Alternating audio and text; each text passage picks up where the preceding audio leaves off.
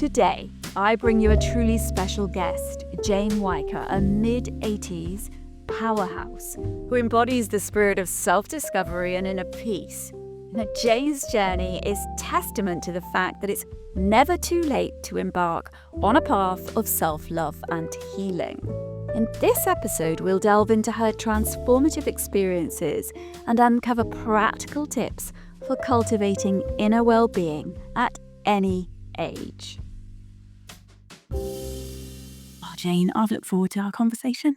Thank you so much, Danusia. I have been looking forward to it also. I thought we'd start by talking about Jane's book, Soul Selfish, The Awakening of a Good Girl. Was Soul Selfish your first book? Yes, Soul Selfish was my first book. And I wrote it because I know there are so many good girls in this world. Good girl is a woman who looks to others, looks to give to others, looks to please others.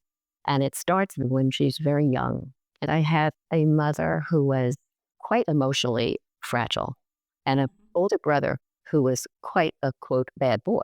And the attention that he was getting was not the kind of attention that I wanted. So this is all unconscious, that we choose our roles unconsciously. And we choose roles as children because we're dependent and we want our parents' love, attention, and affection. And so we do what it takes from the signals that we get from our parents as to what will give us that love, attention, and approval. So we grow up to believe that everything comes from outside. And so I wrote this book because I wanted people to understand that life is an inside-out process and to show you what a good girl I was and how that carried into my first marriage. He came home very excited one day and he said that I have tickets to the New York Giants football games and I would like you to come with me to the games. So we got to Yankee Stadium, and when I sat in my seat, I saw that there was a pillar that bisected the field. And I kind of couldn't really see the field. And so I checked over at his seat, and while his was somewhat obstructed, it was nowhere near as obstructed as mine. But I said to myself, well, he's really much more into this than I am, so it's okay. Well, we went to the game 1 year, 2 years, 3 years, 4 years, and I was still bobbing from the left of the pole to the right of the pole.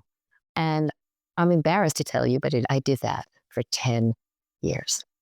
I never asked to change seats. Oh, I'm sad for that young girl. That's how good girls are, isn't it? We take what we're given. Yes, and we accept that. And we're so used to giving and so not willing or able to ask to receive. And it is so, so important to see that all of life needs to be in balance. What changed? The turning point for me was that my husband came home and said, I think I could take off this summer and we could all go to Italy. And we went to Rome, and we went to Florence, and we went to Pisa, and we went to Orvieto, and we went to Tuscany. And it was wonderful. And one would think from this description that I would have been the happiest person in the world. But I wasn't. But there was an inner gnawing all during that time that if I weren't just deliriously happy in that situation, that there was something that I just needed to look at inside of me, because the outside of me, the externals, were so perfect. And that was the beginning of my inner process. And what did you do? I went to a group. At that point, there were encounter groups, and they were very, very popular at that time. And it was that experience that changed my life more than anything outside, because I just learned that life is an inside-out process and that we create beliefs and we have stored feelings and emotions from our childhoods and decisions that we've made in our childhoods that we live unconsciously until we become aware of them.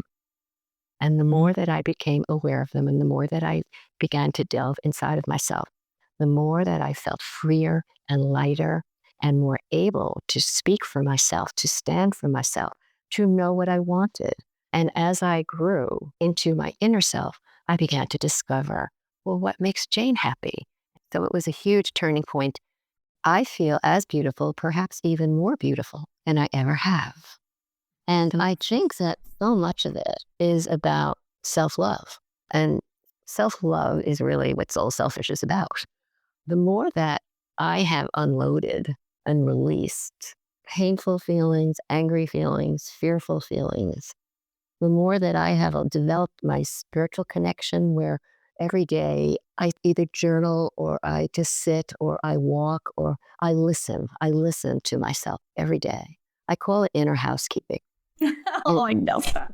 How would your house look if you just did clean your house?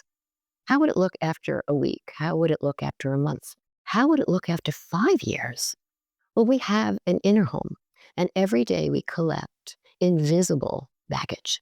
And unless we are willing to clean that out, we get so burdened by that. That translates into the way we feel about ourselves, our looks, our lives, our relationships, our possibilities. So I have this practice of every day. And the more that I keep my inner home clean, the more beautiful I feel. And it's for me. And it's what I call self-love. And so as mothers, we're so into, giving love to our children the best that we can. But we are the models for our children. And how we are with ourselves is very much what they see and learn, as well as what we say or do with them.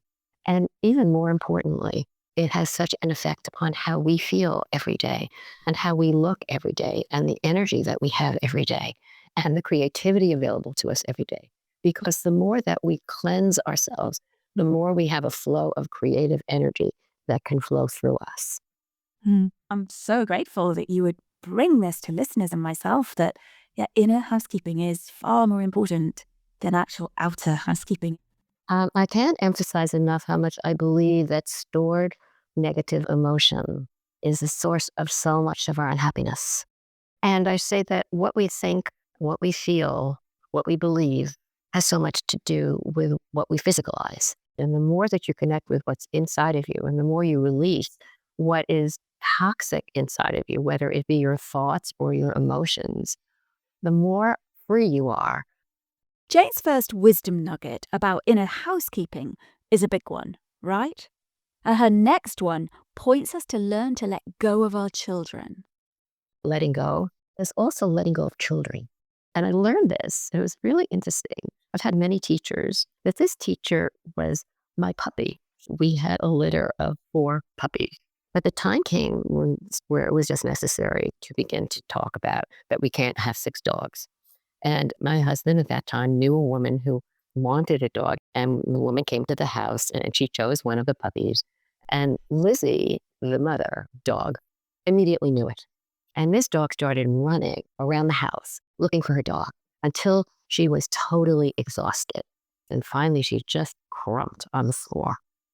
And I sat on the carpet with her all night.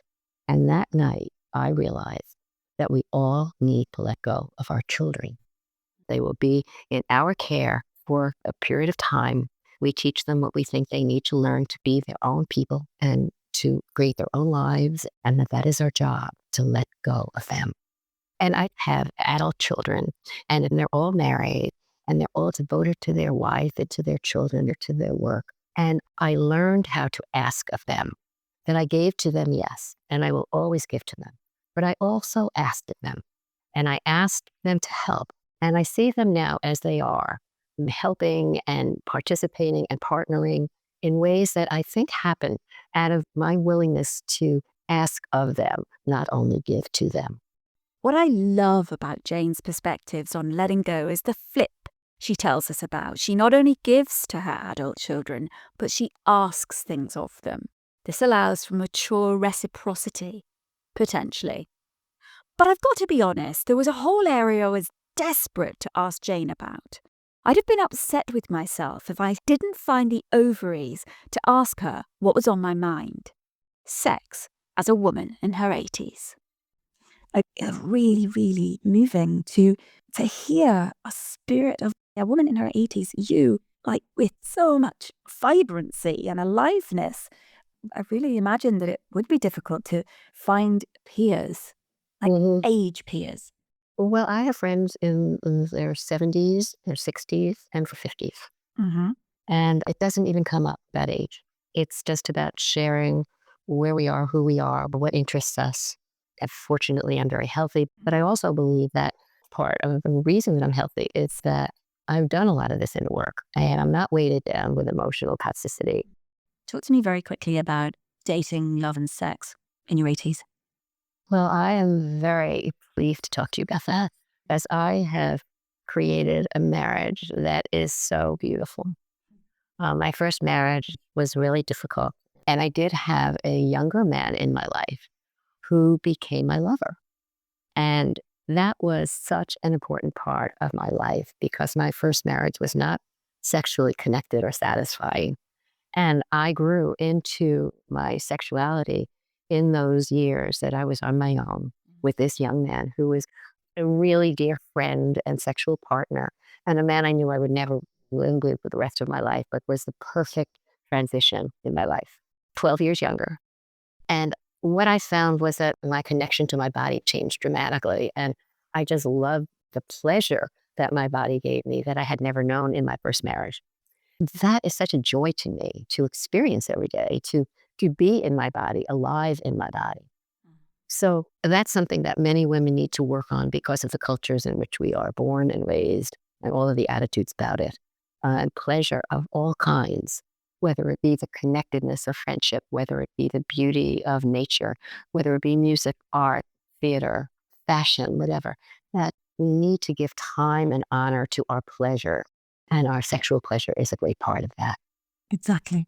What a wonderful way to call to action women to place themselves absolutely dead center in their own lives with pleasure at the top.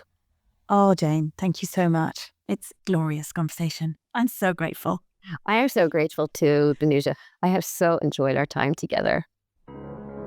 Isn't Jane's wisdom and vitality such an inspiration? She reminds us that it's never too late to start your journey of self-discovery and inner healing. Prioritize your well-being, practice inner housekeeping, and embrace the beauty of self-love. By nurturing your inner self, you can unlock a sense of peace, joy, and fulfillment that radiates from within, regardless of your age. Thank you for joining us today. Until next time, keep thinking and loving. Take care, everyone.